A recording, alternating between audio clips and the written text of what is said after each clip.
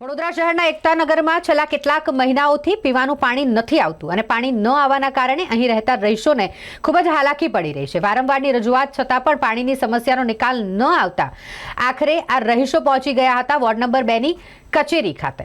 Ward number 2ની કચેરી ખાતે પહોંચી જઈ રહીશો દ્વારા હોબાળો કરવામાં આવ્યો। કોંગી નેતા પપ્પુ સોલંકીની સાથે સ્થાનિક રહીશો જે વોર્ડ નંબર 2ની કચેરીએ પહોંચી ગયા અને જ્યાં માટલા ફોડીને વિરોધ વ્યક્ત કર્યો।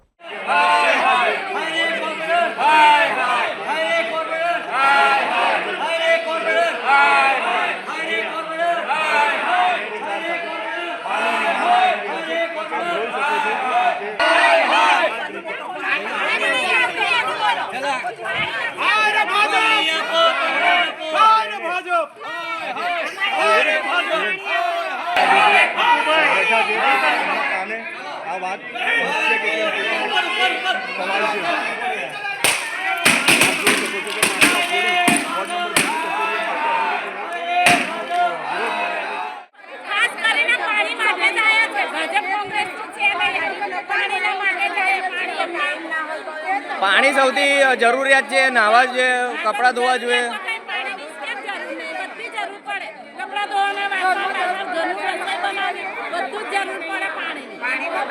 वेरो वेरो पण ले छे पानी नो।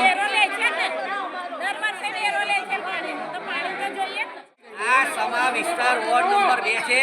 चारे चार काउंसिलरो अहींना भाजपना छे, धारासभ्य भाजपना छे, सांसद भाजपना छे અને છેલ્લા 35 વર્ષથી આ એકતાનગરનો પ્રોબ્લેમ સોલ્વ નહીં કરી શકતા।